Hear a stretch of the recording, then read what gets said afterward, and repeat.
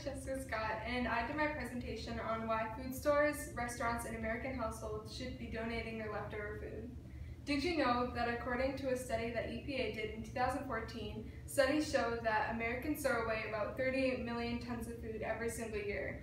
To put that into perspective, that's the weight of about 104 Empire State Buildings put together. Meanwhile, nearly 30 million Americans, including 12 million children, are at risk of hunger every single year. Not only are we letting this perfectly good food go to waste, but once we throw it away, it gets all put into a landfill. This organic waste breaks down at the dump, releasing methane gas, which is a potent greenhouse gas. Why is this greenhouse gas bad? When this greenhouse gas gets released into the ozone layer, it depletes it, causing harmful UV rays to enter the earth, which can cause skin cancer and other harmful diseases. So where is all this food coming from? All this food is coming from either restaurants or food businesses. From a personal experience from working at a grocery store, I can personally see that we throw away so much food every single day, whether it's in the fruit or vegetable sections, because the fruits or veggies either have dents or bruises on them, they don't look appealing to the eye, so they feel like customers won't be able to buy the product. And the same goes with boxes and cans. If there's dents or the wrapper is like half peeled off, they won't put it on the shelves because customers won't buy this. Because of store policies, they won't donate any of the food that's taken off from the shelves, or perfectly good sandwiches and or meals that are taken off the shelves just because of their expiration dates. So they will throw them away and they won't donate them, but it's perfectly good food to give to nonprofit organizations or people in need.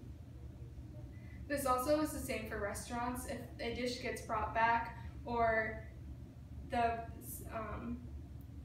if a customer did not like the dish, they cannot reserve it to the public because of restaurant policies. So why aren't people donating their food?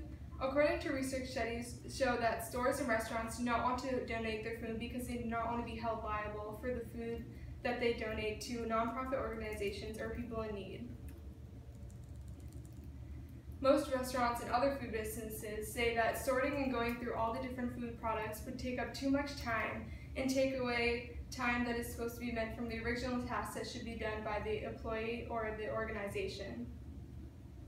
So why these people should be donating and can donate their food to people in need or nonprofit organizations? With most people not throwing away their food in fear of liability issues, what a lot of people don't know is that their food and the organization will not be held responsible after donating. According to NHPR.org, a 1995 survey found that over 80% of food businesses in the U.S. did not donate excess food because in fear of liability concerns. In response, Congress created the Bill Emerson Good Samaritan Act, which allows restaurants and other food organizations not to be held liable for any donation of food to nonprofit or organizations people in need.